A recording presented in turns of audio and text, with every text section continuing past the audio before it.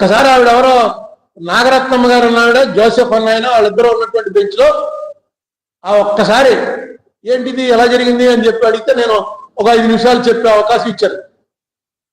ఇచ్చి ఆవేళ డిస్మిస్ అవుతుందేమో అనుకుంటే డిస్మిస్ చేయలేదు. ఎందుకంటే ఇవన్నీ ఏమంటారంటే ఇన్ఫెక్చువస్ అయిపోయింది, ఎన్నో ఏళ్ళు అయిపోయింది, ఆంధ్ర తెలంగాణ అయిపోయింది, ఎవరికి లేని వీడికి ఎందుకని గొడవ, ఆ గవర్నమెంట్ మాట్లాడదు ఈ గవర్నమెంట్ మాట్లాడదు అంట. కానీ అది తప్పది.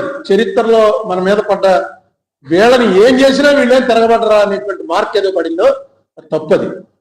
ఇవాళ పవన్ కళ్యాణ్ గారి మీద నాకు ఎందుకు నమ్మకం ఉందంటే, నాతో ఆయన చాలా డీటెయిల్డ్గా మాట్లాడాడు. ఆయన డెఫినెట్ గా ఈ రోలో మనిషి కాదు, కొత్త మనిషి కాబట్టి చట్ట ప్రకారం మాట్లాడచ్చు. నెక్స్ట్ ఆయనకి ఏవి కూడా దాని ఏమంటారంటే స్కెలిటన్స్ ఇన్ కబోర్డ్స్ అంటారు. అంటే మనకి ఏమన్నా అస్థిపంజరాలు ఉంటే వెనకాల బీరువాలో, అంటే దాని అర్థం ఏంటంటే మన వెనకాల ఏమన్నా స్కాములు, మన వెనకాల ఏమన్నా కేసులు ఇలాంటివి ఉన్నాయనుకోండి, అది విప్పి తీస్తారని మాట్లాడకుండా ఊరుకుంటారు. కంగారు పడి ఎందుకు వచ్చింది మనం ఇదేదో అడిగామనుకో గట్టిగాను, సరే తెలుద్దాం. కానీ మరి దాని సంగతి ఏంటంటే అయ్యి బాబోయ్, నాకు తెలిసి పవన్ కళ్యాణ్ మీద ఏమి లేవు. డెఫినెట్ గా పవన్ కళ్యాణ్ ఇందులో చొరవ చూపిస్తారని నమ్మకంతో వేళ కొంచెం గట్టిగా మారుతాం. లేకపోతే 5 నిమిషాల్లో 11 ఏళ్ళు అయింది బాబు అంటే మీరు ఇదేనా గొడవని పార్టీ పీకేద్దాం. ఈ గొడవనండి ఇది ఎప్పుడు చెప్పే గొడవే కదా. కానీ పవన్ కళ్యాణ్ గారు ఖచ్చితంగా, ఎందుకంటే ఇప్పుడు బీజేపీ వాళ్ళు కూడా ఏమంటారు లేదు, బీజేపీ వాళ్ళే ఎక్కువగా ఈ 11 ఏళ్లలో జరిగింది తప్పు అని ఎక్కువగా పార్లమెంట్ లో చెప్పింది బీజేపీ వాళ్ళు.